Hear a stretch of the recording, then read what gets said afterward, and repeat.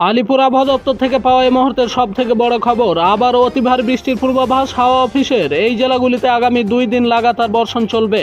তো কোন কোন জেলায় বৃষ্টি হবে, কি বলছে আবহাওয়া দপ্তর, বিস্তারিত জানতে ভিডিওটি অবশ্যই শেষ পর্যন্ত দেখবেন।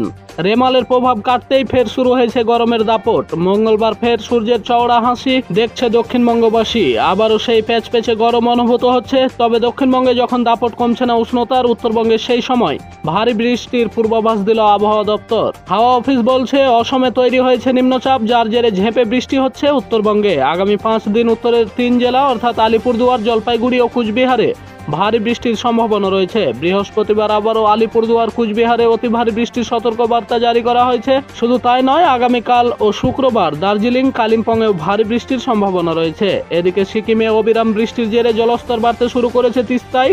মাল মহকুমার অন্তর্গত টোটগাঁও এলাকায় গ্রামের গা ঘেঁষে বইছে তিস্তার জল। এদিকে দেশের মূল ভূখণ্ডে বর্ষা ঢোকার পরিস্থিতি তৈরি হয়েছে। আগামী 2-3 দিনে আসছে কেরল ও উত্তর পূর্ব ভারতে বৃষ্টি। কিন্তু উত্তরবঙ্গে বৃষ্টি হলেও দক্ষিণবঙ্গে বজায় থাকবে ভ্যাপসা গরমের দাপট। আপাতত বিক্ষিপ্ত বৃষ্টিকেই সঙ্গী করে চলতে হবে দক্ষিণবঙ্গের বিভিন্ন এলাকাকে। অপরদিকে কেরলে বর্ষা প্রবেশ করছে 1 জুন, জানালো আলিপুর আবহাওয়া দপ্তর। আবহাওয়া দপ্তরের পূর্বাভাস, কেরলে বর্ষা করবে আগামী 3 থেকে 4 দিনের মধ্যেই, তারপরই বাংলায় বর্ষা প্রবেশ করবে। আলিপুর আবহাওয়া দপ্তরের পূর্বাভাস, কেরলে বর্ষা প্রবেশের পরই জানা যাবে বাংলায় কবে বর্ষণ শুরু হবে। তবে প্রাথমিকভাবে মনে করা হচ্ছে 10 জুন নাগাদ বাংলায় বর্ষা প্রবেশ করতে পারে। আবহাওয়াবিদদের একাংশের মতে আগামী 10 জুন পশ্চিমবঙ্গে বর্ষা ঢোকার কথা। তবে বর্ষার অগ্রগতি অনেকটাই নির্ভর করে জুন মাসের আবহাওয়ার পরিস্থিতির উপর। ফলে কেরলের সময়ের আগেই বর্ষা আগমন ঘটলেও পশ্চিমবঙ্গে সময়ে ঢুকবে কিনা তা নিশ্চিতভাবে বলা সম্ভব নয়।